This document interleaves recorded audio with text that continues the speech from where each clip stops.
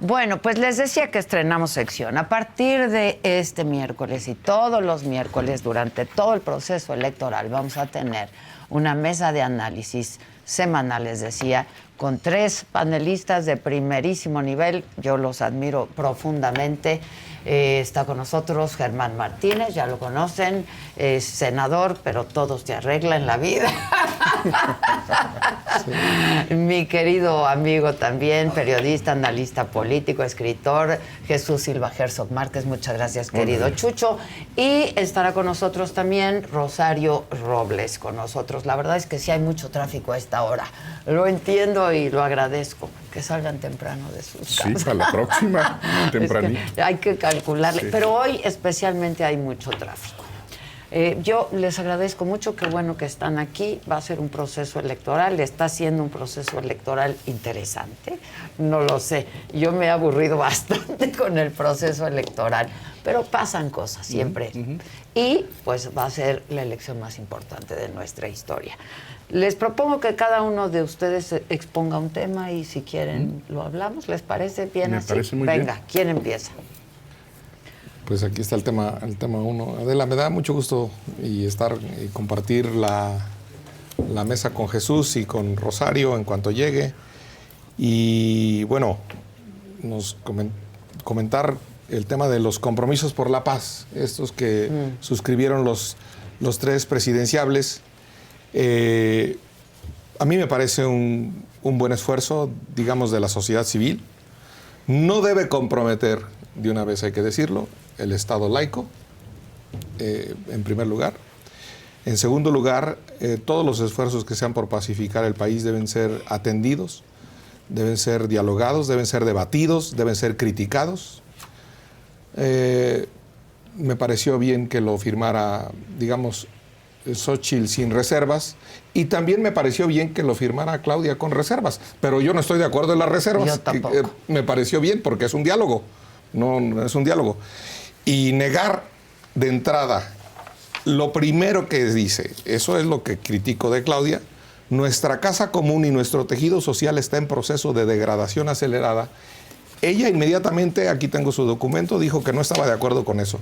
Después de ver Guerrero y el esperpento en Guerrero de el número 44 víctima de Ayotzinapa, asesinado por la policía estatal, después de ver cómo sobajan, humillan a una mujer en Zacatecas, el gobierno de Monreal, después de ver lo que está pasando en Jalisco, en Colima, en Michoacán, y negar que hay una degradación del tejido social, pues es negar ya la necesidad de una paz.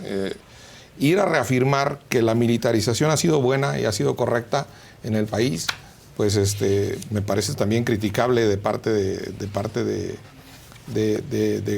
Claudia Sheinbaum. Y luego, un poquito yo me he metido a leer, a mí me gusta leer las encíclicas porque son documentos entre teología, poesía y buena pluma. Y debo decir que citó Claudia la encíclica Fratelli Tutti del Papa como para congraciarse allí, para disfrazarse. Y las citó muy mal.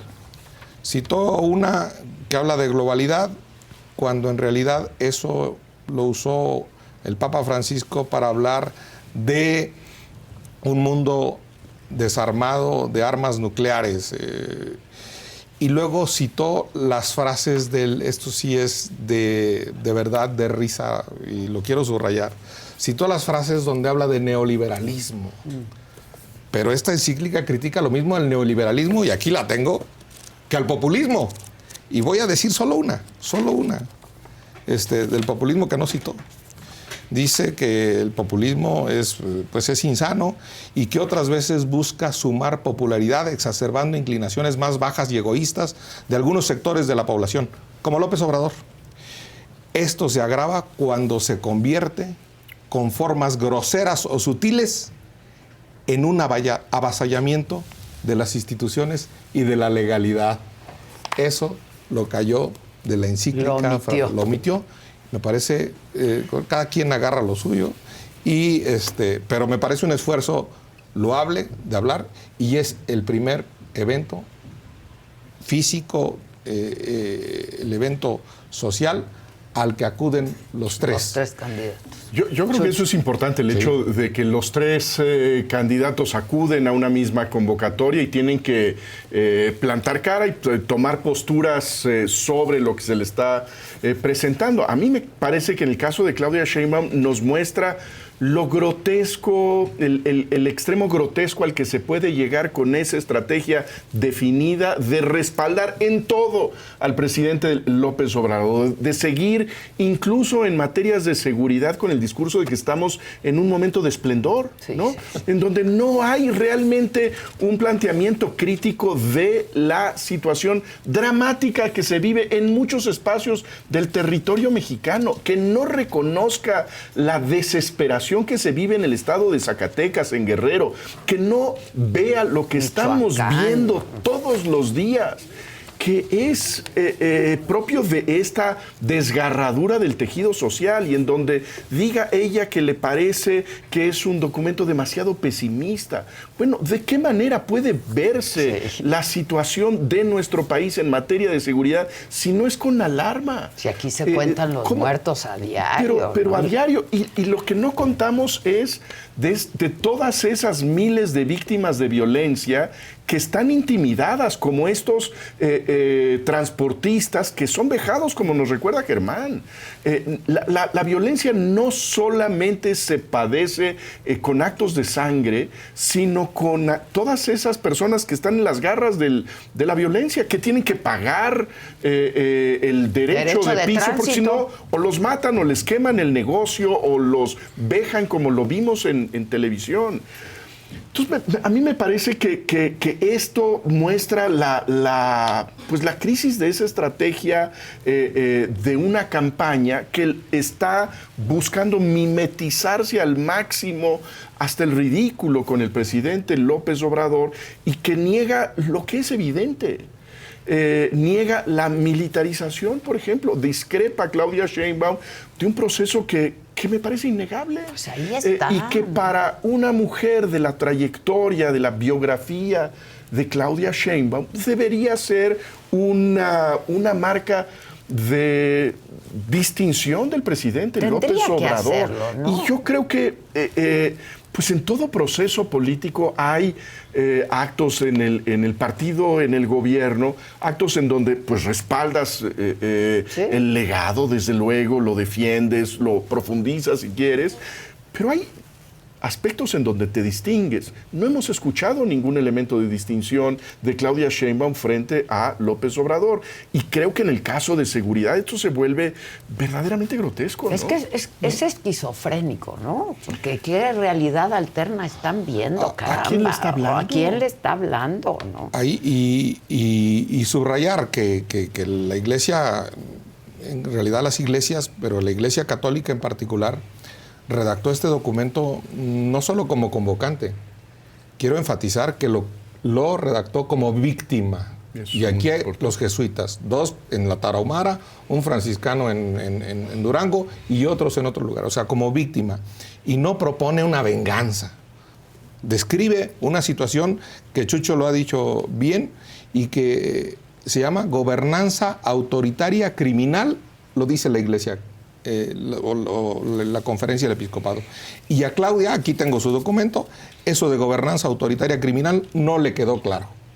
Bueno, eso es haber cedido territorios plenamente al crimen, territorios completos donde no manda la ley, mata, intimida, extorsiona el que quiere y puede y punto. Y segundo, nuestro ejército tiene labores que son ajenas no a la seguridad pública en la que están transitoriamente autorizados por la Constitución. Su labor debería ser la seguridad nacional, pero el ejército tiene tareas que son absolutamente civiles. Sí. La de las aduanas, la de construir carretera, y tiene derechos de cobro autorizados por el gobierno, Y entonces hemos creado una élite militar que va a los contratazos y hemos dejado a unos generales que van a veces a los balazos legítimos. Nadie pide, y aquí yo quiero volver eso, nadie pide con mano firme, porque está tomando carta de naturalización, decir que Xóchitl quiere un punitivismo. No. Quiere cumplir la ley. Ahora en esto de abrazos, en esta cultura permisiva, ni cultura permisiva de López Obrador al crimen, ni punitivismo violador de los derechos humanos que le quieren endilgar a Xóchitl, sino simple y sencillamente aplicar la ley y destrozar con gobernanza legítima la gobernanza autoritaria y criminal. Ahora, ¿ustedes creen que en algún momento, esto que tú decías, Chucho, veamos durante la campaña a Claudia Sheinbaum de alguna manera desmarcarse del presidente, que no quiere decir, ¿no?, que no esté de acuerdo con muchas de las cosas que ha hecho el presidente? Es decir, puede decir, vamos a construir el segundo piso de la Cuarta Transformación, pero si la estrategia de seguridad ha demostrado que no ha dado resultados, estamos viendo otras formas, ¿no? Yo creo que en la campaña no lo vamos a ver. A mí me parece que veíamos a Claudia Sheinbaum con ciertos atisbos de diferenciarse del presidente López Obrador en el proceso interno de Morena, pero me parece que recibió dos golpes muy severos. Uno, dentro de su partido, que le vetaron a su opción en la Ciudad de México. Es decir, Claudia Sheinbaum se dio cuenta que ella no es dueña del partido, que ella no es líder del partido, no manda ahí, que ella está ahí con la tarea de continuar con el proyecto de López Obrador. Cuidadora del proyecto de López Obrador, se describió a sí mismo en el Zócalo. Y yo creo que reconoce esa debilidad interna que se marcó claramente con el veto a Omar García Harfuch. Y luego recibió otro golpe severísimo. Y es que el proyecto de Claudia Sheinbaum desapareció el 5 de febrero. Sí. El presidente López Obrador le explicó su campaña. Tu campaña es sobre este asunto que es mi boceto de reconstrucción autoritaria de la Constitución mexicana. Ese es el lema de tu campaña, el voto para el plan C. Y así lo está repitiendo casi como su mantra Claudia Sheinbaum. Yo no imagino que si gana Claudia Sheinbaum sería, como dicen algunos, el títere del presidente López Obrador. No imagino un maximato en México, pero de aquí a la elección no me parece que haya ningún esfuerzo de distinguirse.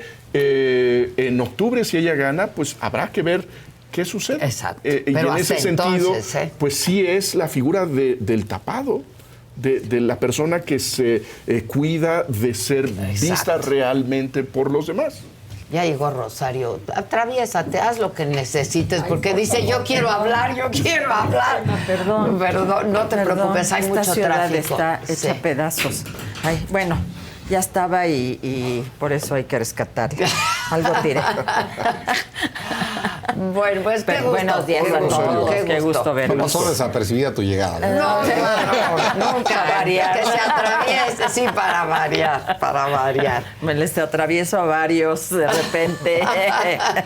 Mi querida Rosario, ¿quieres hacer un apunte sobre esto que estamos hablando? No, bueno, obviamente, pero si Germán me antecede, yo encantada para ya engancharme. Tengo algo que discutir aquí con lo que dijo Jesús y con su artículo, que siempre lo leo con mucha... ¿Quién no va a leer a Jesús Silva Gerson? Interés. No, me tocó introducir el tema de los compromisos por la paz. Estábamos en eso, el documento que se suscribió en la Conferencia Episcopal Mexicana, y yo decía que qué bueno que están por primera vez los tres. Yo siempre aplaudiré un encuentro entre presidenciables donde estén los tres, donde se discuta. Para mí la democracia es esencialmente deliberación y ejercicio de voluntad libre para manifestar quién nos place que nos gobierne. Punto. Y entonces yo voy a aplaudir siempre un ejercicio de eso. Claudia entró bien diciendo que criticaba algunas cosas con las que yo no estoy de acuerdo y las subrayé. Xóchitl dijo que, bueno, pues ella va a iniciar un diálogo el día 2 de octubre cuando sea presidenta. Y Maínez también firmó. Entonces, yo sinceramente veo bueno el esfuerzo, pero veo muy mal los peros que le puso la señora Sheinbaum, y en eso estábamos coincidiendo un poco, la señora Sheinbaum al documento de los obispos. Claro que sí, porque yo pienso que el esfuerzo enorme que está haciendo, en este caso, la Iglesia Católica y organizaciones de la sociedad civil, porque fue un proceso muy amplio de diálogo para construir este diagnóstico y estas 132 propuestas, a mí me parece algo muy importante. Yo leí mucho en mi encierro sobre los procesos de pacificación y de reconciliación, por ejemplo, en Colombia, que también promovió la Iglesia vía misioneros, más que jerarquías católicas o de cualquier iglesia, vía misioneros. Y si aquí es difícil hoy la reconciliación por la polarización en la que nos han sumido, imaginémonos en Colombia, en donde en el pueblo es que tu hijo guerrillero mató a mi hijo, o es que tu hijo militar mató a mi hijo, y entonces hicieron sus escuelas, sus esperes, sus escuelas de perdón y reconciliación desde abajo, muy guiadas por el principio de construcción de paz y de reconciliación y de perdón. Nos tenemos que perdonar para poder reconciliarnos.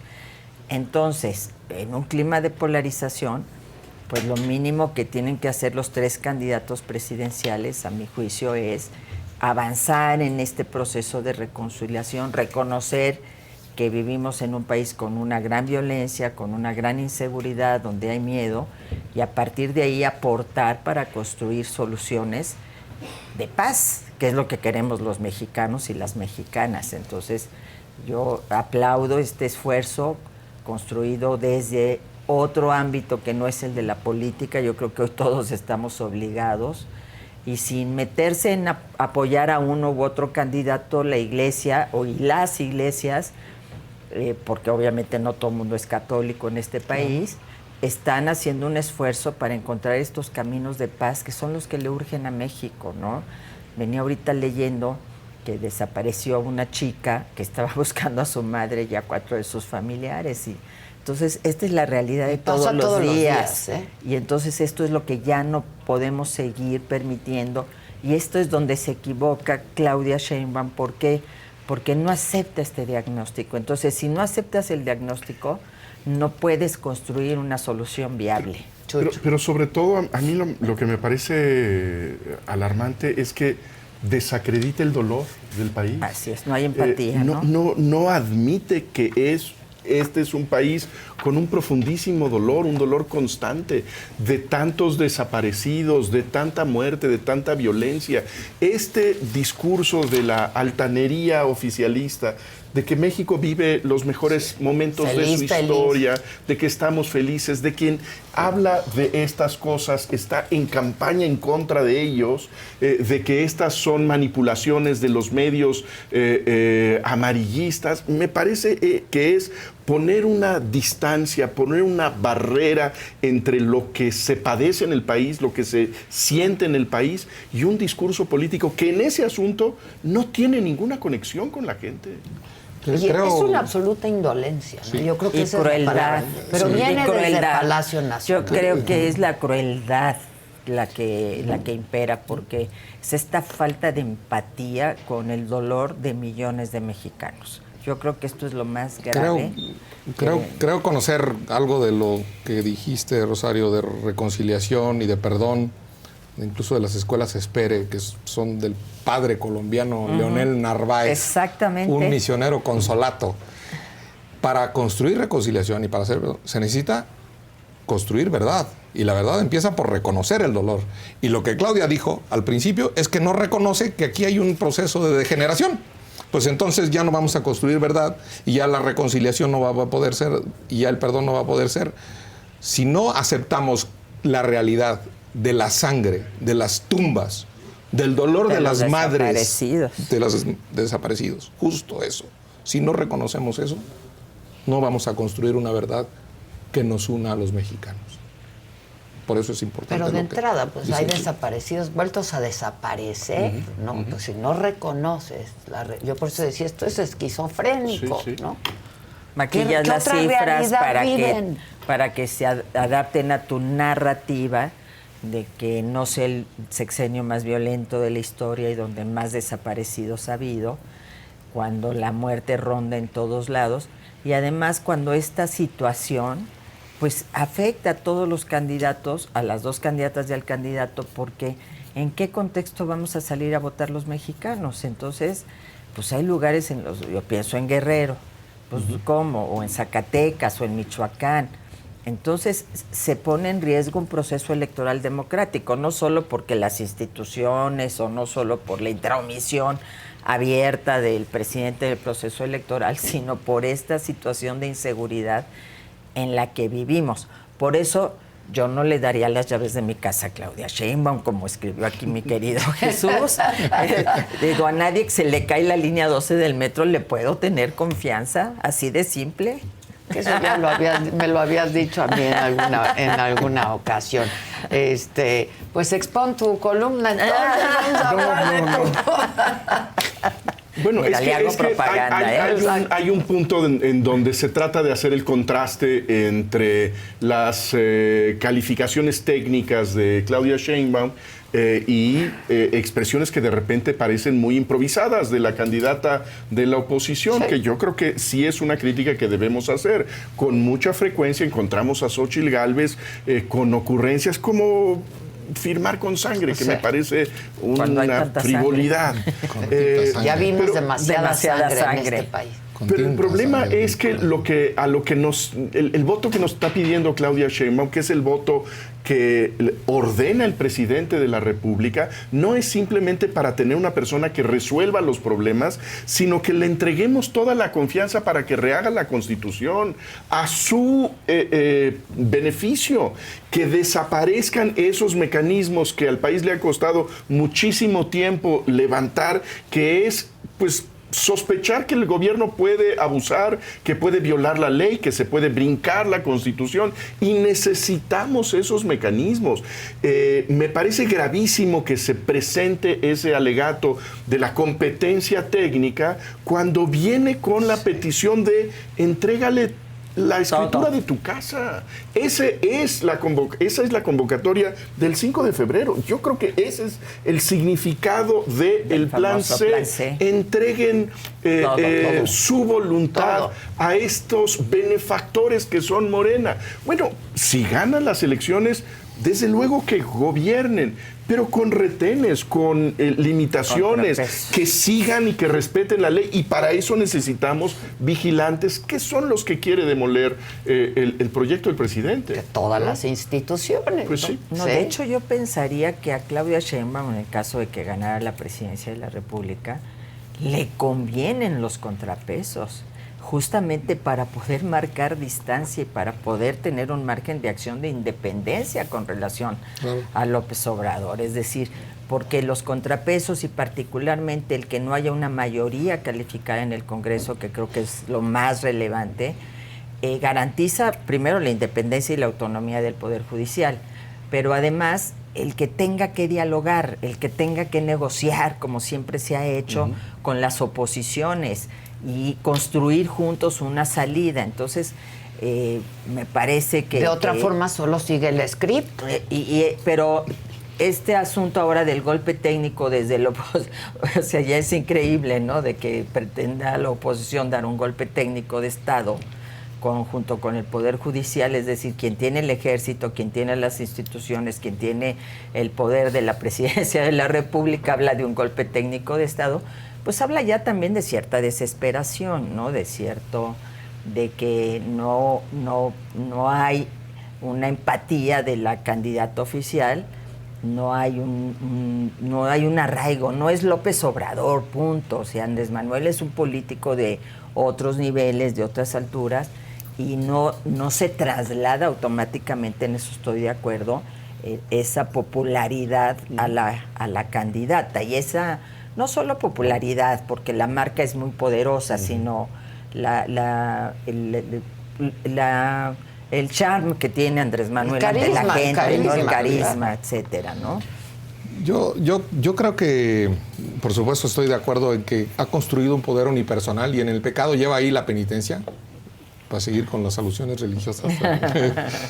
El poder unipersonal, el exacerbado presidencialismo del yo te doy, yo te hablo todas las mañanas, anuló todos los poderes intermedios, y que los poderes intermedios hay que reconstruirlos, porque son buenos. Anuló al Senado, a los diputados, a los alcaldes, a los gobernadores, por supuesto a las organizaciones de la sociedad civil, todo lo anuló directamente. Entonces, todo reclamo directo le vendrá a la presidenta, sea Claudia, o sea Xóchitl, o sea quien sea. Entonces, ahí yo estoy totalmente de acuerdo con tu y no quiero dejar pasar lo de la sangre, porque creo que la campaña se trata, ante una palabra devaluada de los políticos que tenemos en México, se trata la campaña sí de propuestas, pero también de emociones. Ya se ha escrito hasta incluso de una democracia emotiva, ¿no? Ese es alimentar ciertas emociones. Lo de la sangre me parece un gesto que puede ser criticable, que lo de la sangre, pero quiere ser un gesto que refuerce un compromiso, ¿no? Que refuerce un compromiso contra el que se ha mentido de la manera más vil desde Palacio Nacional y desde Morena, que Xóchitl va a quitar el programa de los viejitos, que tú, Rosario, sabes perfectamente que eso viene de antes, que tú lo ejerciste como secretaria. Así es. Que viene de antes, que lo aprobamos en el Senado, que nosotros consideramos un asunto de justicia, que los viejitos tengan esos programas sociales. Entonces, ante la mentira vil, que es así es, pues esto de la tinta, como decía aquella canción de Julio Jaramillo, tinta sangre del corazón, aquel de Julio Jaramillo, ¿no?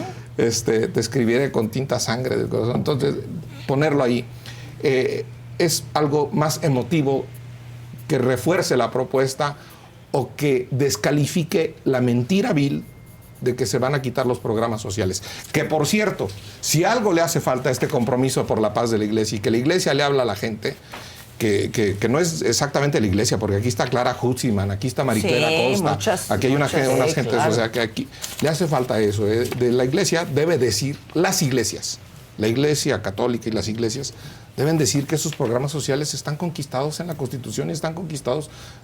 Ahora necesitamos hacerlo sustentable. No sé si debamos hablar de una reforma fiscal en una campaña, pero deben ser sustentables. ¿De dónde va a salir el dinero? Sí, porque está esta carrera de quién da más y quién da antes, ¿no? Que es un poco que ya estamos en eso, ¿no? Yo estoy ya leyendo los spots también de la oposición, oyéndolos, de que ahora te van a dar a ti, joven, cuando cumplas 15 tantos, 20 tantos. Digo, es que estamos cayendo en esta trampa. Para que te arranques, sí, estamos cayendo. Como si no hay ningún límite a las arcas del Estado, no tenemos que pensar en los impuestos, porque solamente hay que hacer el cheque, ¿no? A mí me parece que ese tono del discurso y de la discusión política, pues es muy elemental, ¿no? Clara dijo que a los 57 pensión, pues yo ya estoy pensando votar por Clara, ¿no?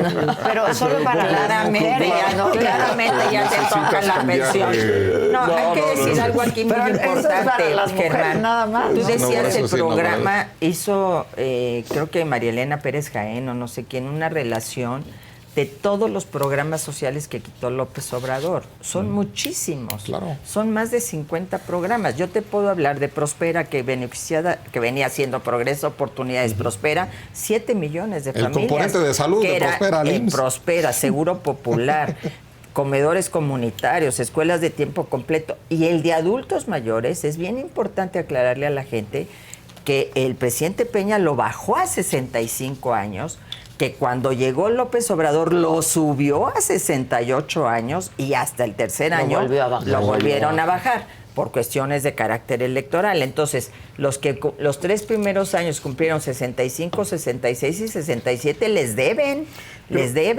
Pero a mí me parece que es una tragedia que pensemos la política social en términos de cuánto vas a recibir, claro, desde cuándo y para qué propósitos. Y no estamos hablando de la destrucción del sistema de salud y las consecuencias que eso ha tenido para millones de personas.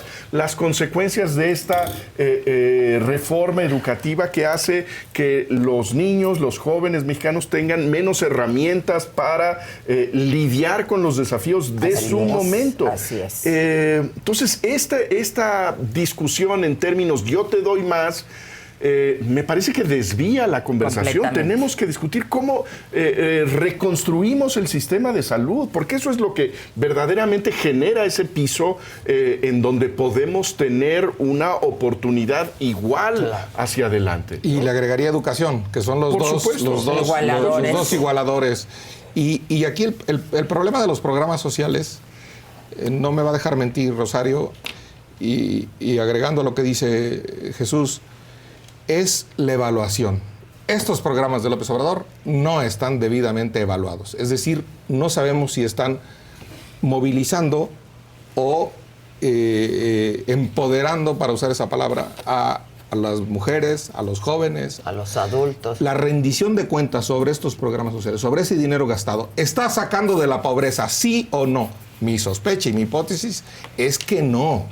Es que absolutamente no está agrandándose la clase media, que es el objetivo de eso, y que no estamos sacando de la pobreza, sino que estamos manteniendo el regalito, estamos manteniendo el Estado benefactor y paternalista y por lo tanto populista.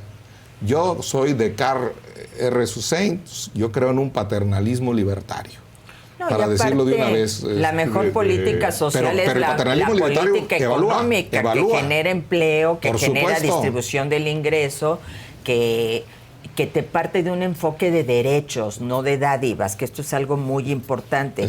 Y estos programas sociales que debieran estar focalizados a las personas con mayor pobreza, deben de tener corresponsabilidad, es decir, el gobierno te aporta, pero tú también tienes que aportar de alguna manera a la comunidad o las mujeres que tenían que llevar. ¿Cómo se incrementó el número de niñas en las escuelas? Que antes estaban en los campos trabajando y tú te vas a casar y ¿para qué vas a ir a la escuela?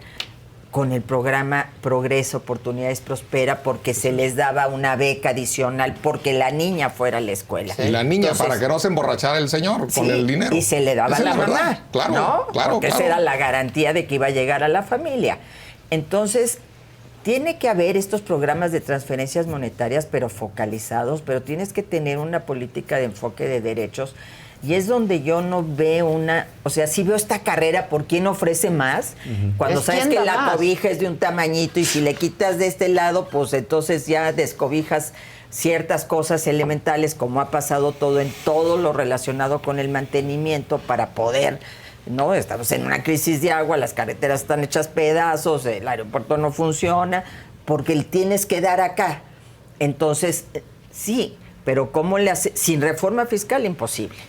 Y nadie habla de reforma fiscal. Y también creo que se vale, y en eso sí estoy muy de acuerdo con Jesús, en decir que de la oposición falta cierta coherencia, ¿no? Es decir, yo de la experiencia que vengo, cuando veo que la propuesta en materia de justicia es una megacárcel, se me paran los pelos de punta. O sea, digo, ¿cómo?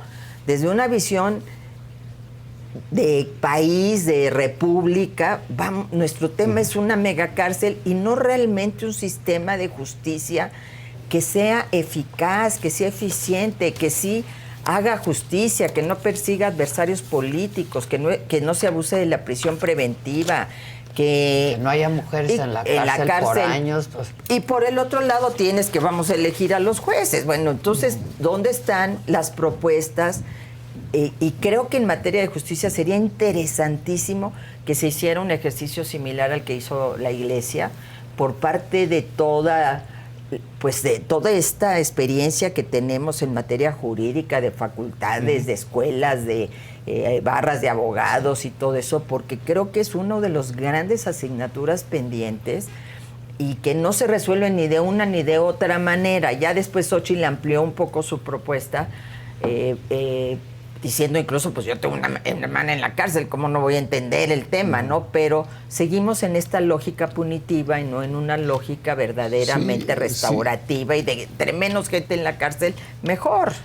Sí compro yo la crítica, digamos, a hilvanar las propuestas que comentas, Rosario, y que Chucho escribió el lunes.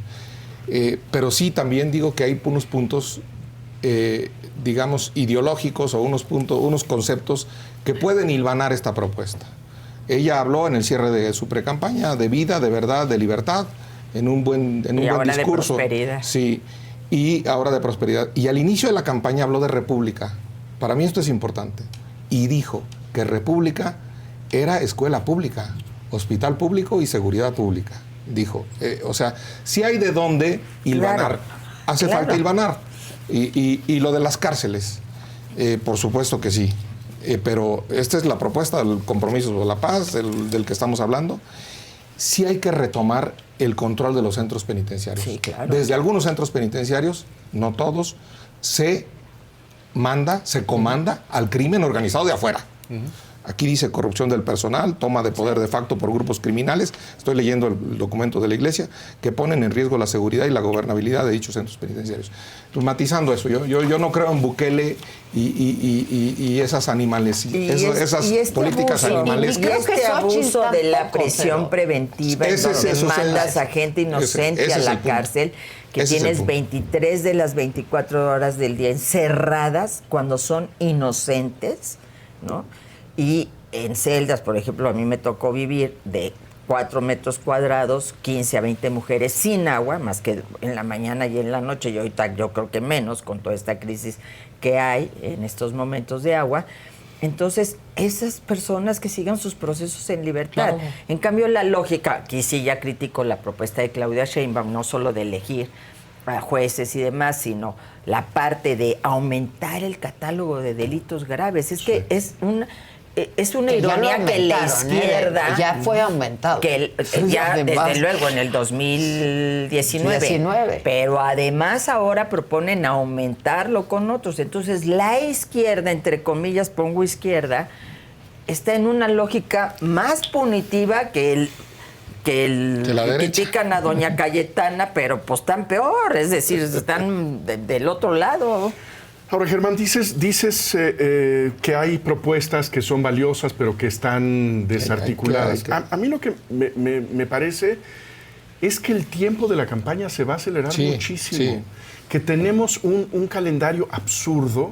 Llevamos en este circo demasiados meses, pero sin la posibilidad de tener propuestas. No se podía tener una discusión entre quienes aspiraban a la presidencia, al Senado, gubernaturas, porque tenían que decir que aspiraban a ser coordinadores de no sé qué cosas. Sus sueños, sus ideas. Tendría que estar ya ese proyecto muy cocinado. No, tendríamos que tener nosotros un diagnóstico y un relato claro, persuasivo y competente de qué es lo que hay que hacer con los temas urgentes. Lo que hay del lado del oficialismo es bastante claro. Sí, la continuación de todo es el continuismo. Lo mismo. La imagen del segundo piso a mí me parece terrible.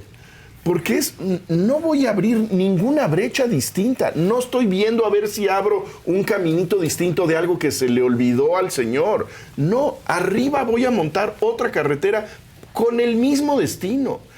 Bueno, como en la que venía ahí ahorita parada, ¿no? Que sus segundos pisos. Frente a eso sí tendría que haber ya en este momento el diagnóstico y la propuesta con mucha claridad.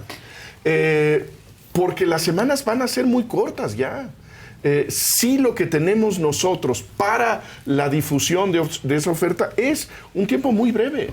Ahora, yo quiero preguntarles algo. ¿Cómo se ganan elecciones? ¿No? En la tierra. Con propuestas. Con emociones. Porque eso es algo de lo que decía Germán, ¿no? Bueno, el simbolismo, la emoción. Una de las mejores propuestas. Pues los únicos que han estado en ese deporte son Germán y Rosario. Ustedes. Una de las mejores propuestas que ha habido en este país, en democracia, digamos, fue derrotada, y lo digo, Inglés y Computación de Francisco Labastida. Es una propuesta... Que hoy estaríamos en otras circunstancias, nuestros niños, nuestros jóvenes. Pero que es muy concreta, muy entendible, muy clara.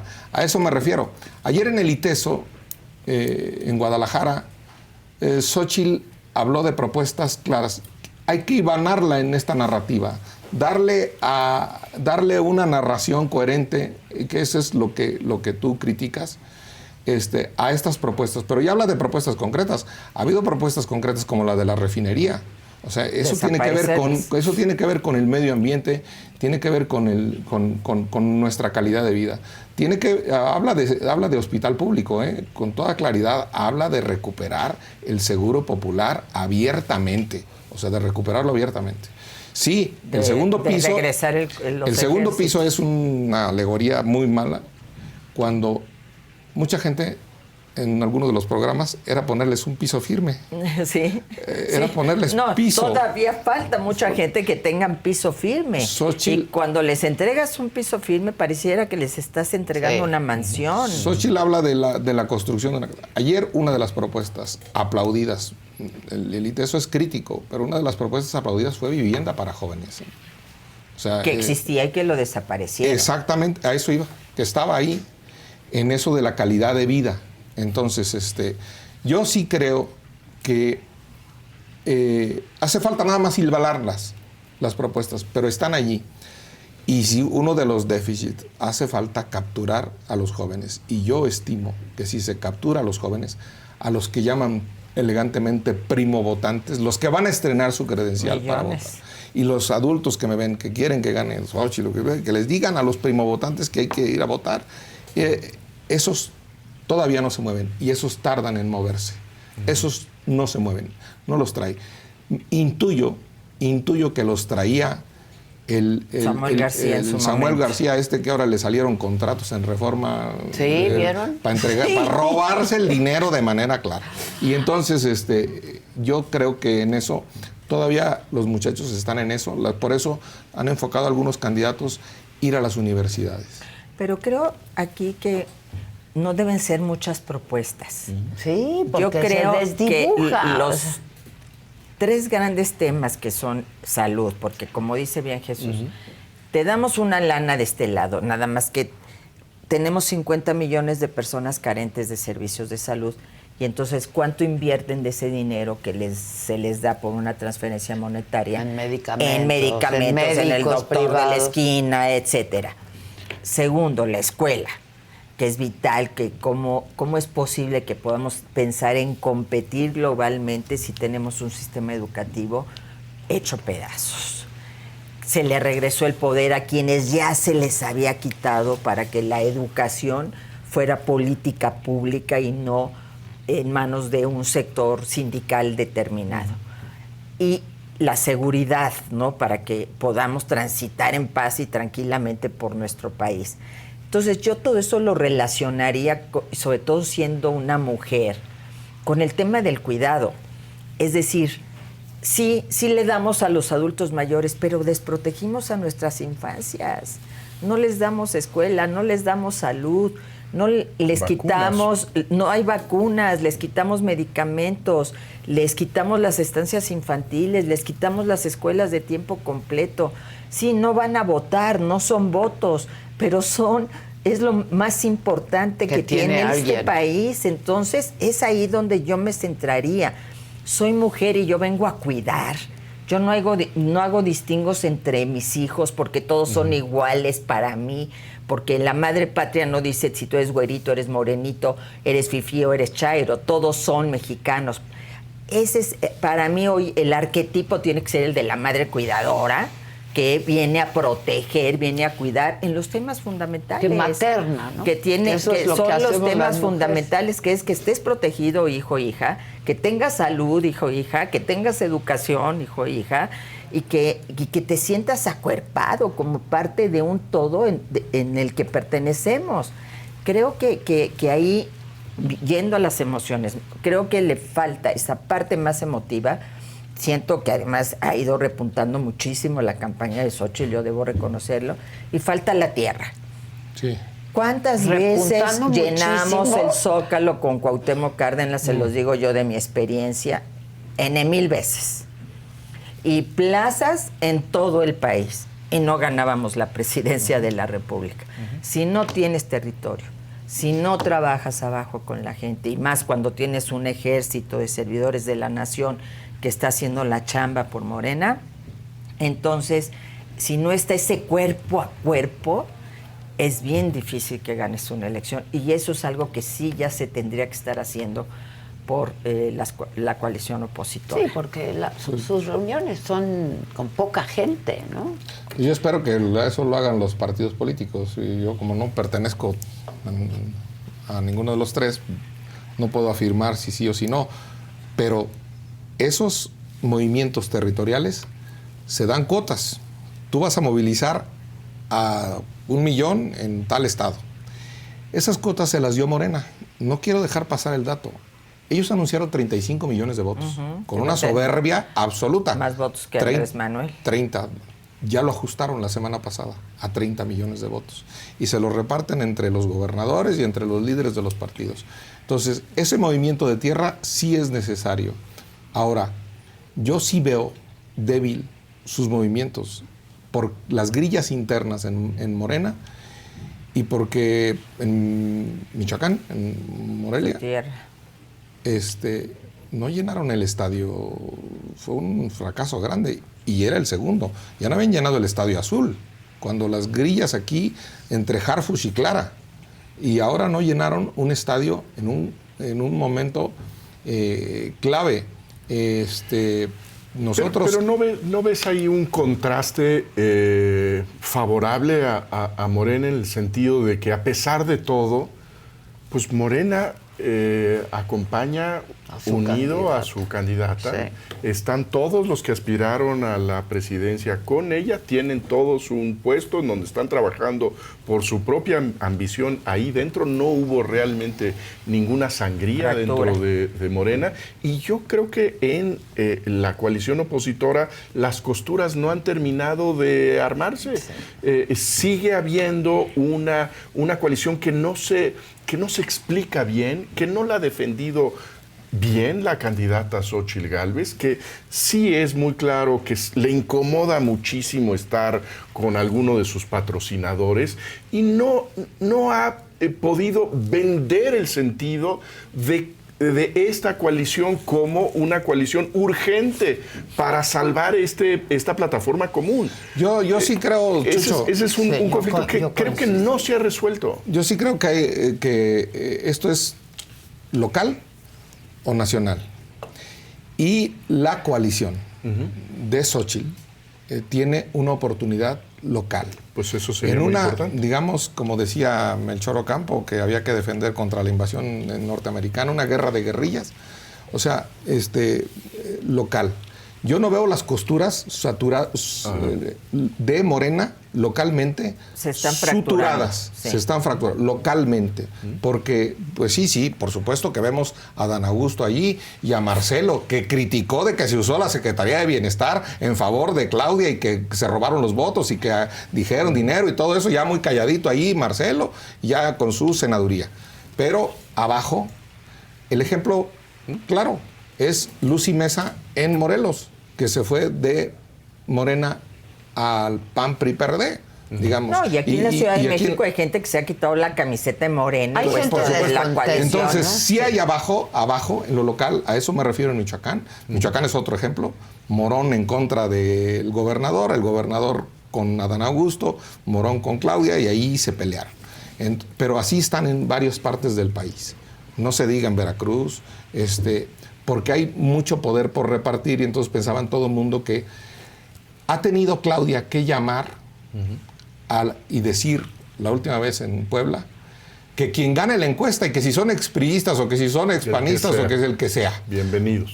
Pues Mario Delgado lo dijo también. El clavadista Rommel Pacheco en Yucatán, los otros, o sea, en fin. Y esa es la molestia de la gente de Morena histórica. Local. ¿Por qué? Porque dicen, vienen los priistas, básicamente son priistas, vienen los priistas o panistas a a quitarnos los lugares que nosotros hemos conquistado. Los fundadores. Pero acuérdate que siempre fue la estrategia de López Obrador. Claro. Cuando, a excepción de con Cuauhtémoc Cárdenas aquí en la Ciudad de México, siendo el presidente del partido, se ganó Zacatecas, se ganó Tlaxcala, Baja California Sur, precisamente porque las rupturas del PRI, ¿no? En ese momento, y él las capitalizó. Claro. Que es lo que ahora hace.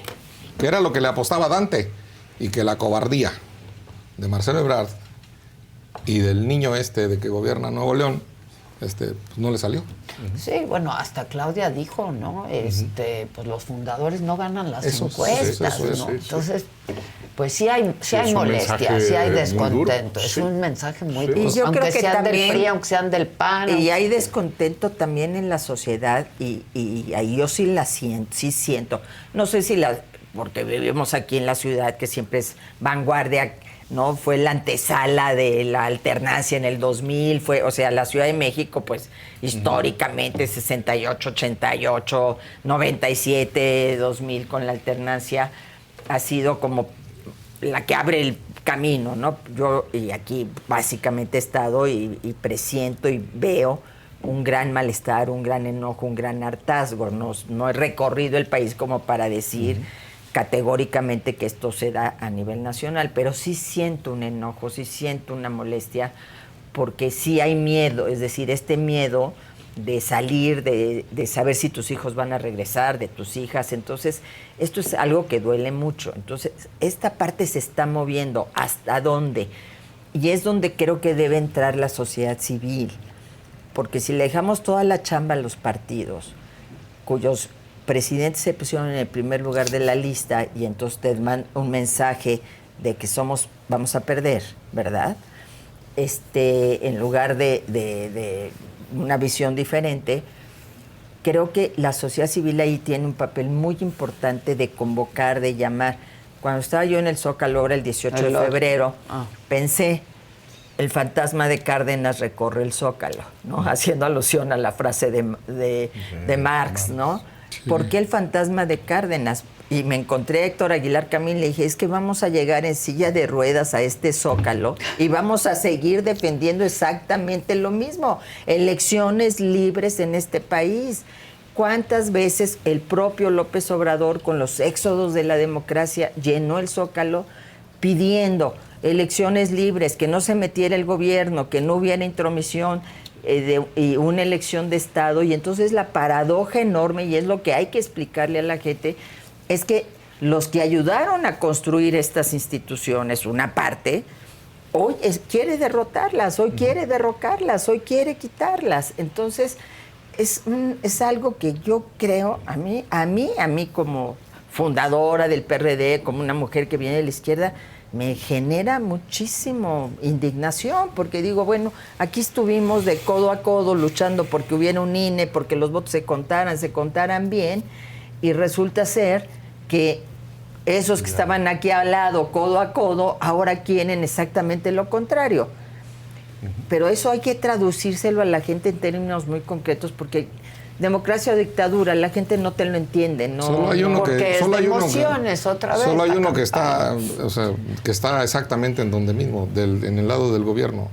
Mi despertar cívico electoral fue en 1988 con Rosario Robles, con Cuauhtémoc Cárdenas, michoacano, y con Manuel Cloutier. Y del otro lado, en los defraudadores, estaba Manuel Bartlett. ¿Sí? O sea, ese sí se mantiene. Ese es coherente. Está en el gobierno, cual sea que sea. Ahora, ¿tú sí crees que ha repuntado mucho Xochitl? Yo veo que su campaña ha mejorado sensiblemente desde que inició, desde que ¿no? cerró con esta frase que... El cierre de precampaña fue muy bueno, ¿no? Y esta idea, ¿no? De la verdad, la vida, entendida la vida como que no nos andemos matando. Obviamente yo soy partidaria del derecho a decidir de las mujeres. Y ella, claro, que no se refería a ese tema, ¿no? Pero debería. También. Bueno, pero sí la vida en el sentido de que sí. ya este es un país en donde la muerte no vale nada, la vida no vale nada, ya no solo es Guanajuato, es México entero, la vida no vale nada. $1,000. Entonces la vida, la verdad, que es algo bien importante porque se nos miente todos los días, ¿no? Y la libertad creo que son valores fundamentales. Ahora le agregó la prosperidad, sí. Frente a un discurso que nos ha dicho que no asciendas, que no aspires a estar mejor, cuando venimos, yo por lo menos, de unos padres que llegaron de Coahuila a que sus hijos estuvieran mejor que ellos y nosotros ya como padres que nuestros hijos estén mejor que nosotros, pues ese discurso no te checa, ¿no? Entonces, sí, la prosperidad como la manera de combatir la pobreza, como la manera de combatir la desigualdad. Y creo que ella ha ido convenciendo auditorios, convenciendo personas ante la ausencia además de Claudia, que no va nada, lo que me parece increíble, ¿no? Que no se presenta, porque hay que pensar en algo en Claudia Sheinbaum. Siempre le sacó las castañas del fuego a Andrés Manuel López Obrador. Ella no tuvo que enfrentar ninguna crisis, a pesar de que tuvo muchas, porque quien asumió la marca se llamó López Obrador. La línea 12 del metro, simplemente quien agarró el toro por los cuernos para que a ella no le tocara fue el presidente de la República. Entonces, pues no va a los debates, no da la cara, más que en ambientes muy cuidados. Y Xochitl, en cambio, sí se enfrenta a todos lados y va y no sabe si le van a gritar y a decir. Y sin embargo está, y eso es algo muy valioso, porque quiere decir que va a estar con la gente. Bueno, Claudia está administrando su ventaja, sí, ¿no? Yo creo que tiene una estrategia muy clara. No distinguirse nada del presidente, cuidar la unidad de su partido y esperar a que llegue lo más pronto posible la elección. Exacto, ¿no? Que ya sea mañana. Sí. En esa administración de la ventaja, yo creo que ya perdieron la Ciudad de México. O sea, llevan 12 goles a favor, pero ya les metimos 2 o 3 goles. Yo creo que sigue arriba Yucatán, bien, quizá no con los márgenes que de antaño, sigue bien Guanajuato. Morelos puede Morelos, la Ciudad de México. Yo no sé, MC, si gana Jalisco o no, pero concretamente se habla de un voto útil y cruzado en Jalisco, ya mucha gente lo dice con toda claridad. Y sí hace falta un esfuerzo en las grandes ciudades, y son centros o estados muy poblados como Puebla y como Veracruz. Solo me estoy refiriendo a donde hay gubernaturas. Tabasco pues va a ser difícil y Chiapas también va a ser difícil, hay que decirlo. Pero aún ahí hay centros, hay poblaciones grandes como Tuxtla, como San Cristóbal, o no sé qué tanto el sur de Chiapas, la frontera, le haya pegado esto de la migración. En algún principio fuimos y haya ese descontento. Yo insisto en que la estrategia está colarse por lo local, que las suturas del movimiento de regeneración nacional no son suturas, sino son una verdadera carnicería interna por las regidurías, por las diputaciones locales, por las chambitas, por el celular, por el coche, por el chofer. Y ahí hay un problema, y ahí se puede meter Xochitl. Segundo, Xochitl, estoy de acuerdo con Rosario, está yendo a los auditorios con demasiado riesgo y que no le queda de otra. Sí, es la retadora. Es la retadora. No arriesga, no gana. Es la retadora. Y ahorita está en Tijuana. Ahorita va a Tijuana. Ayer estuvo en Guadalajara y ahorita está en Tijuana. Y es lo que tiene que hacer. Es lo que tiene que hacer. Ahora, la clase media vota en mayor proporción. También eso luego lo perdemos de vista. La clase media sí vota. El problema está en y vuelvo a insistir, y ahí ya me repito, en los primovotantes, en los muchachos que por primera vez van a votar y que en esta ocasión son casi 10 millones. Y que a lo mejor en 2 señoras no ven como una gran alternativa. Este muchacho Maínez, pues tampoco. Samuel era más atractivo, a pesar de que era un machito echado para adelante, ¿no? Norteñón. Entonces ahí hay un vacío en el que sí hay que construir, y se debió de haber construido con candidaturas jóvenes en lo local. Yo creo que el gigante tiene pies de barro, estoy absolutamente convencida de ello, y que hay que pegarle abajo para poder derrumbarlo, ¿no? Y entonces sí creo que se tiene que construir de abajo hacia arriba. ¿Todavía crees? No, ya debía, como en eso estoy con Jesús. Que yo o sea, también. ya el día primero tendrías que haber tenido todo esto. ¿A qué hora hicieron todo el planchado, pues? Sí. Yo veo desamarrados varios temas, o sea, con el presidente, los empresarios.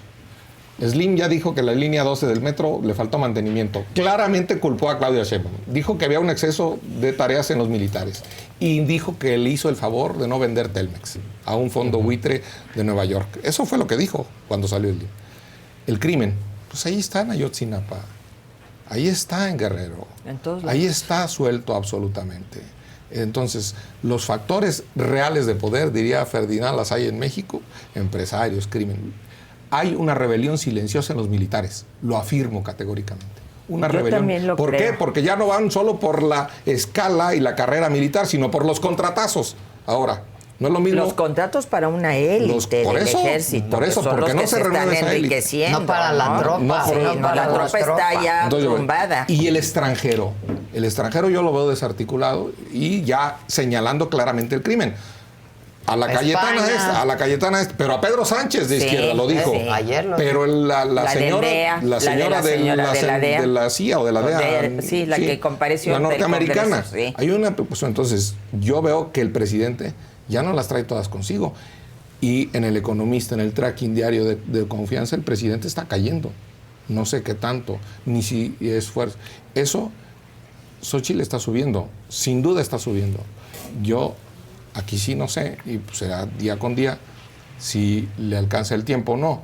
Entre otras cosas, articular esto, articular a los muchachos, generar confianza y emoción. Chucho.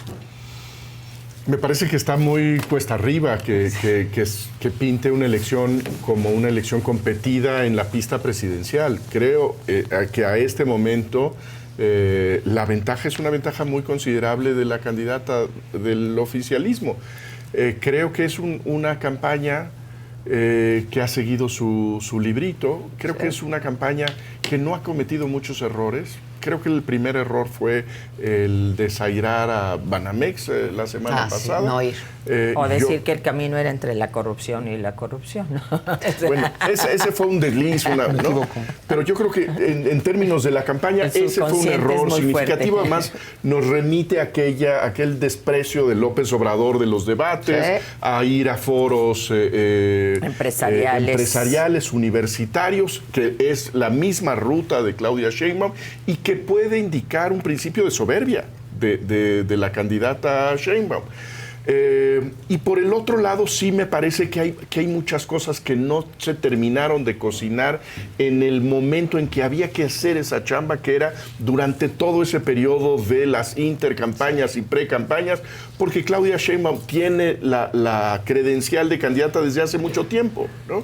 Varios años. Ahora, me parece que lo que dice Germán tiene mucho sentido. Esta es una elección que tiene que pelearse en lo local, que tiene que abrirse el camino en esos descontentos que me parece que tienen como núcleo las grandes ciudades, que me parece que son agraviadas por esta administración, por toda la pérdida de la estructura del Estado, de la sanidad, de la educación, y que sí hay todos estos damnificados que podrían, con un discurso coherente, voltear a ver a quien no han visto con gran entusiasmo, ¿no? Sí. Y los gobiernos mediocres, Cuitláhuac y Cuauhtémoc Blanco. Que Morena ya no es la carta de la esperanza hacia el futuro, sino que tiene desempeños desastrosos en muchos gobiernos, Veracruz, Morelos, Zacatecas. Son sátrapas. La elección sí tendría que ser un momento de cobrarse las cuentas, ¿no? De castigar a esos gobiernos. De eso se trata la elección. Y creo que tanto en Morelos como en Veracruz hay buenos candidatos a nivel de la gubernatura del estado, ¿no? Que pueden jalar y que, Lucy Mesa no ha iniciado, creo, todavía su campaña. Me parece que es hasta el 1 de abril que inician los procesos electorales locales en Morelos. Pero aquí el tiempo es en contra, porque hay elecciones que van a ser de un mes. Entonces, si no preparaste todo, en un mes no dices nada, ni si no te conoce la gente además, pues ¿quién te va a conocer en un mes, hombre? ¿Cómo levantas tu nivel de conocimiento? Y aquí no compites contra una persona en particular, sino contra una marca. Ahora, esa marca tuvo 30 millones de votos. Y en el 21 no tuvo esa misma proporción. Claro, fue una elección intermedia, no fue una elección presidencial. Pero acuérdense que en la revocación del mandato tuvo 15 millones. Para mí es su piso, que además fue siempre la votación que tuvo López Obrador cuando las otras 2 veces candidato presidencial. ¿Qué pasó para mí en el 18? Y que creo que es el riesgo que se puede correr ahora en esta elección 24. Que todo el centro izquierda se le dejó a Andrés Manuel. Porque el PRI llevó un candidato más cargado hacia acá.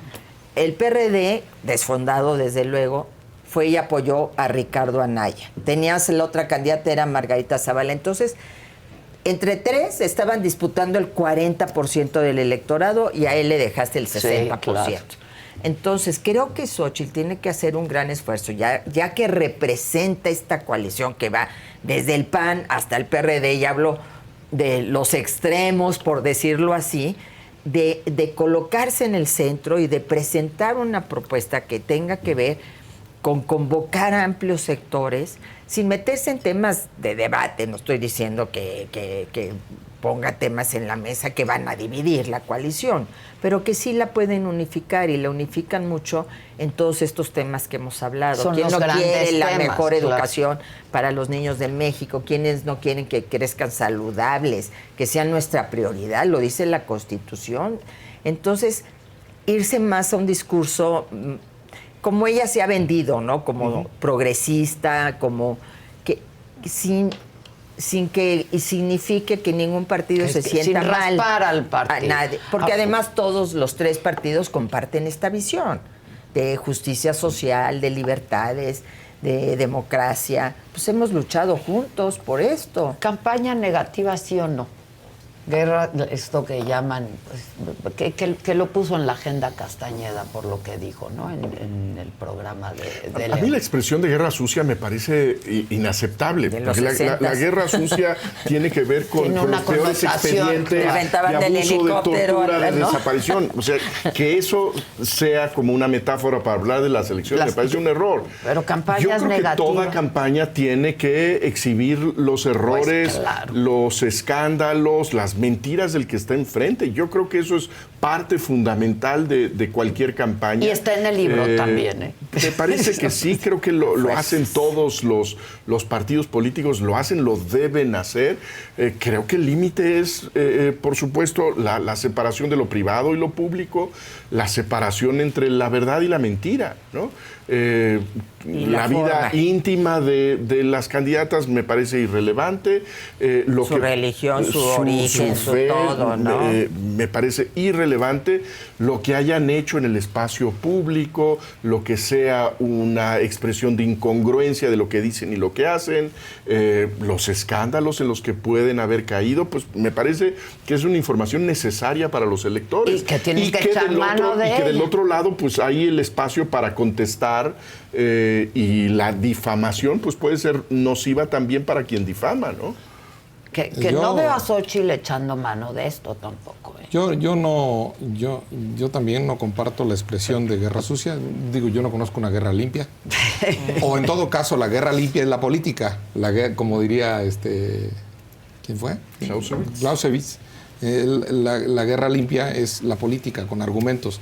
Pero que se haga rendir cuentas a la mediocridad que gobierna Zacatecas, Veracruz o Morelos, eso no es guerra sucia. Es una obligación que tiene la oposición de denunciar la porquería de gobierno que tienen los morelenses, los veracruzanos y los zacatecanos. ¿Y cómo arrastraron a las mujeres el 8 de marzo en Zacatecas? Esa policía cobarde. Esa policía cobarde. Y Claudia no ha dicho nada. Humillaron a una mujer así. Pero ni Xóchitl Entonces tampoco. Tenemos que...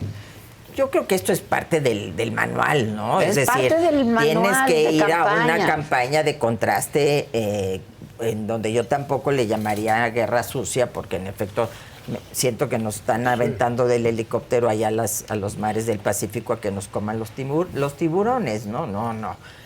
es parte de las campañas, es el contraste. Yo creo que hoy en esta polarización se requiere mucha construcción y mucha propuesta positiva, constructiva, alegría, esperanza, fe no en un sentido religioso, lo estoy diciendo aquí, fe en que se puede, que podemos todos los mexicanos rescatar este país, y entonces irte más por ese lado, aunque haciendo el contraste, y estoy totalmente de acuerdo.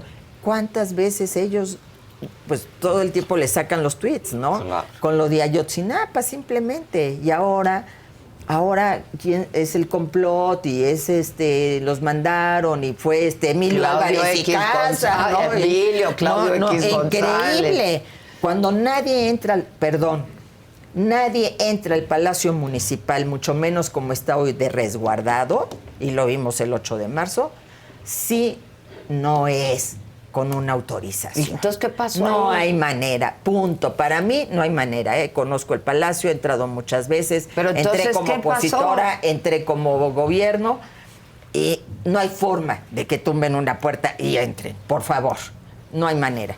Pregúntale a las mujeres que eran, ¿cuántas? Cientos de miles, si pudieron derribar uno de los muros que había protegiendo Palacio Nacional. Pero entonces, ¿cuál es tu lectura? Mi lectura es que es parte de las distracciones y del tema y de esta cosa, que el que sí hace guerra sucia o guerra negativa o campaña negativa es el presidente. Esto es lo que tenemos que parar.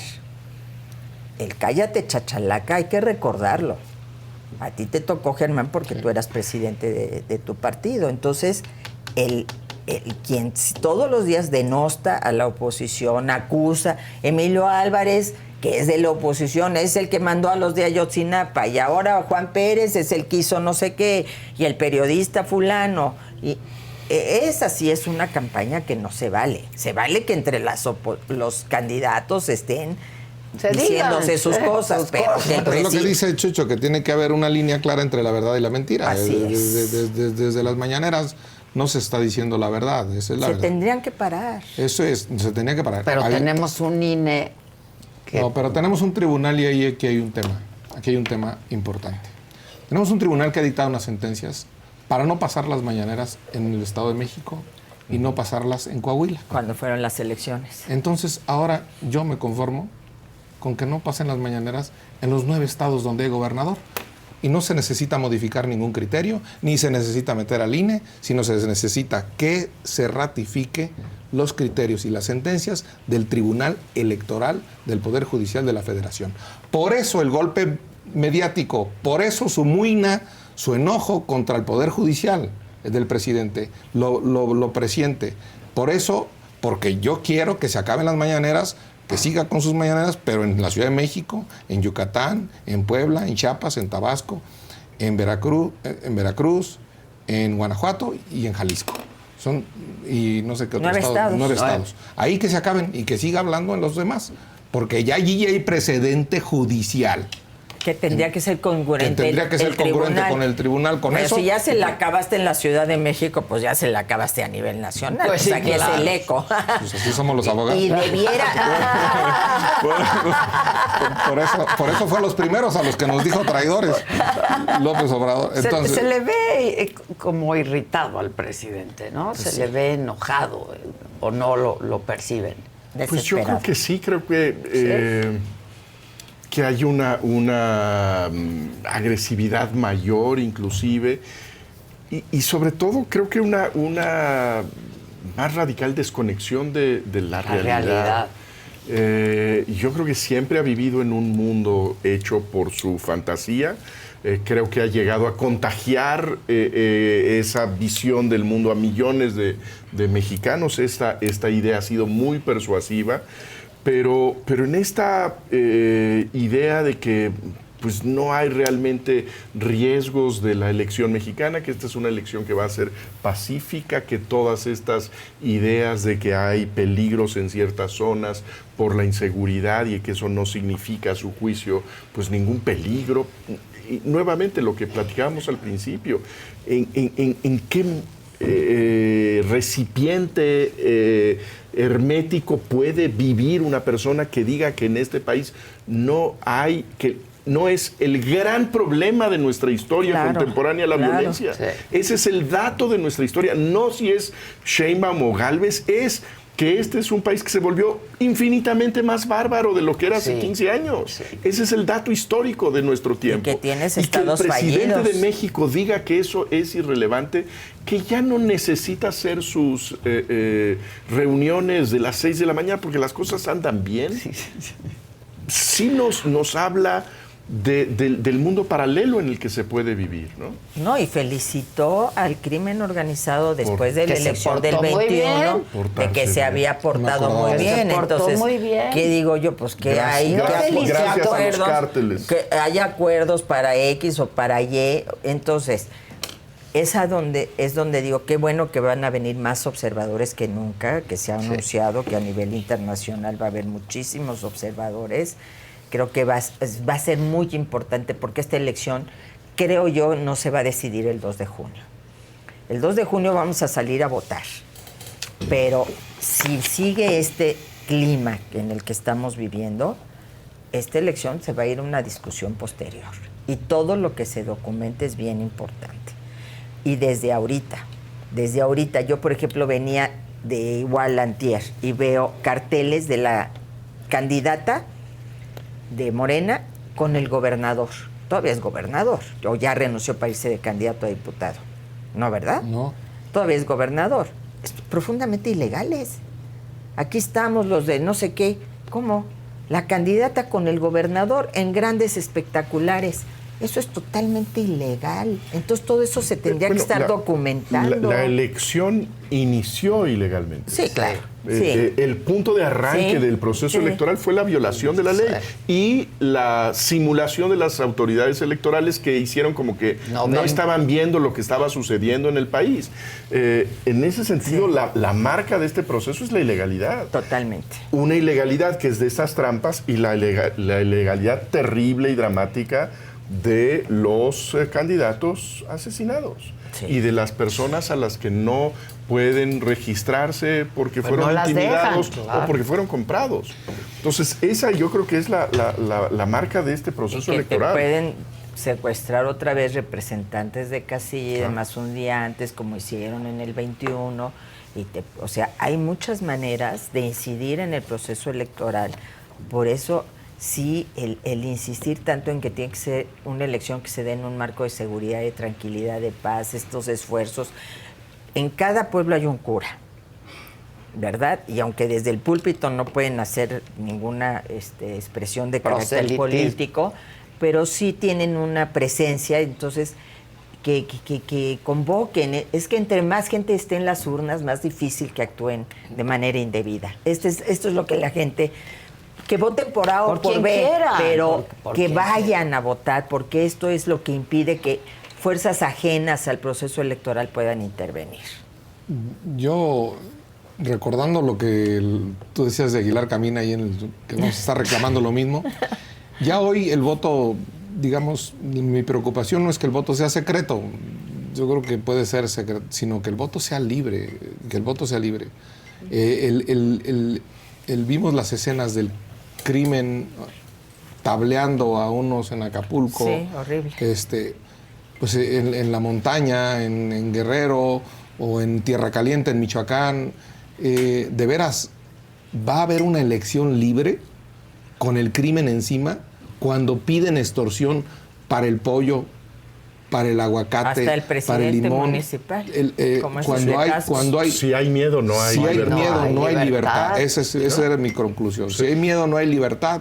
Entonces, la preocupación es el voto libre. Y yo no tengo los reportes, debo tenerlos, pero no ha terminado, la capacitación y de la insaculación que se está haciendo de funcionarios y de cuánta deserción hay al primer llamado que te hacen para ir a votar en esos territorios. Entonces, el voto no está siendo libre. Pero no estoy yo augurando o acomodando aquí un tema para impugnarle una elección. No. para remediarla desde ahorita. Así es. Remediarla desde ahorita. Y es obligación del gobierno garantizarnos esa libertad para ir a votar, garantizarnos que haya tranquilidad y que haya paz. Eso es lo que le tenemos que exigir al gobierno. En lugar de estar interviniendo en el proceso y contestando si se cierran o no las refinerías, danos paz para poder ir a votar libremente por quien queramos. Y si estás tan seguro y tienes tus encuestas y crees que tu candidata va súper arriba, con mayor razón, es decir, más les conviene. Denos la oportunidad de votar libremente. Y creo que si eso se da, la elección va a ser mucho más competida y cerrada de lo que se piensa y de lo que nos dicen las encuestas, la verdad. Pues yo no lo sé. No sé. No lo veo. Yo sí creo que hay una muy amplia ventaja por parte de Claudia. Que no es un asunto de fe, pero es lo que estamos viendo. Ahora, tenemos precedentes aquí y fuera de que las sorpresas son muy frecuentes en las elecciones. Esas cosas pasan con regularidad, que vemos una película por lo que marcan las encuestas y los electores no leen las encuestas. Es algo que le conviene mucho decir no al oficialismo, que ya esta elección ya se coció. Ya se coció, ya. Y la gente se va con el ganador y entonces dice que sí. Y ya ni va a votar. Para mí me da la impresión que nos tocó enfrentar a este régimen de partido de Estado bajo las siglas del PRI. Pues que es lo mismo, ¿no? Este miedo que tienes al responder, no, pues yo por Morena, es decir, hay muchas variantes, muchas variantes que creo que el Estado de México te hablaban de 20 puntos de diferencia y se cerró a 8.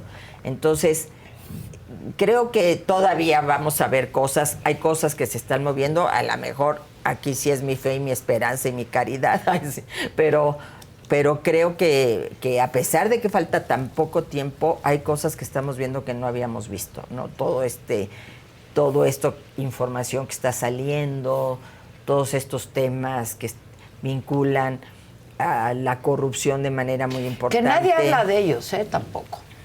Sí, bueno. No hablan los medios están callados. Sí. Nadie habla de ellos. Digo, yo vi lo que sacó Loret, por supuesto, ¿no? Y nadie retomó nada, no se habla de ellos, nadie cuestiona al presidente sobre eso, ¿no? Y pues hay evidencia, o sea, es comprometedor por donde le veas, ¿no? Y yo, si fuera el presidente, pediría que se investigue. Claro, porque imagínate, está de por medio de la vida de las personas, de ser cierto que este balastro es de muy mala calidad, pues entonces yo no sabía que la estabilidad de un tren dependía del balastro. Para mí era algo como que rellenaba ahí el asunto, ¿no? Y según ya la explicación, pues sí tiene que ver. Entonces, pues, si ya te pasó lo del metro. Pues eres el primer interesado en que se investigue, pero nadie habla de eso tampoco. Entonces los medios también. Para mí es una locura el tren y Dos Bocas. Yo digo aquí tan sencillo como que los empresarios enseñen el finiquito. Y yo estoy de acuerdo con esas obras. Es decir, no hay deuda. Un finiquito quiere decir que no hay deuda. No se le debe nada al señor Slim, no se le debe nada a Motengil, no se le debe nada. Ok, perfecto. Esa obra ya quiere decir, esas obras, lo peor es que además de mal hechas, o que se puedan caer, o que haya corrupción, es que las vamos a deber durante unos años. Y que te costaron más de lo que se dijo. Pues que te costaron. Y que es una deuda. Vidas. Que es una deuda, sí, pero que es una deuda que va a tener que pagar incluso Claudia si gana. Sí. Si gana Claudia, allí hay un compromiso presupuestal enorme. Allí hay un FOBAPROA, para decirlo en términos que les gusta. Hay un FOBAPROA que construyó López Obrador en ese Tren Maya, porque está dejando comprometida una porción del presupuesto, misma que las reglas de hoy son para el ejército. Sí. Tal cual. Con total opacidad. Por lo que se le deba de las adjudicaciones de los contratos de construcción y por los derechos de vía y por los boletitos que cueste el metro. Por eso el poder que se le ha dado al ejército, este poder económico, es tremendamente delicado. Para mí sí, es uno de los temas, porque una cosa es el respeto a nuestras Fuerzas Armadas y el papel que han jugado, y este rollo de que son pueblo, pues sí, son pueblo los soldados, ¿no? Los soldados que andan ahí en la tropa, jugándose la vida en las comunidades sin fusil, literalmente, porque les dicen que hay que dar abrazos. Pero empoderar una élite militar, económicamente hablando, dándole ya una influencia en todos los ámbitos de la vida nacional, ya nada más falta que sean los maestros en las escuelas, ¿no? Y son muy buenos médicos y el hospital militar es muy bueno, sí, pero hasta ahí, ¿no? Es decir, creo que esto sí es muy grave y pone en riesgo a la República, y por eso en esta parte sí me parece muy valiente Xóchitl, de respetando a las Fuerzas Armadas, sus tareas están en la Constitución y tenemos que regresarle a la vida pública su parte civil, es decir, que sean otros los que se hagan cargo de todas estas obras. ¿Algún último apunte? ¿No? Pues nada, encantados de arrancar. Pues yo también de tenerlos aquí. La próxima vez me quedo a dormir aquí un día antes. No, pero sí, hay mucho tráfico en Palma, sí. Y tú vienes del sur. Desde el sur. Desde el sur. Sí. No viniste tan aguerrido como acostumbras. No, aquí está, rematando lo que dice. Aquí le contesta Claudia: manifiesto también mi desacuerdo con las referencias a una supuesta militarización o militarismo. Es lo mismo. Ciegos. O sea, están no hay peor ciego que el que no quiere ver. Están en lo mismo. Y prometo venir más beligerante. Déjale la beligerancia para el INE. Me inhibe Chuchi Rosario. No, déjale la beligerancia para el Consejo General del INE, que ahí es donde lo necesitamos beligerante. Sí. Les agradezco mucho a los tres admirados. Muchas gracias. Gracias. Próximo miércoles aquí nos vemos. Muchas gracias. A ustedes también. Muchas gracias, como siempre, por su atención y compañía. Mañana 9 de la mañana aquí mismo me lo dijo Abel.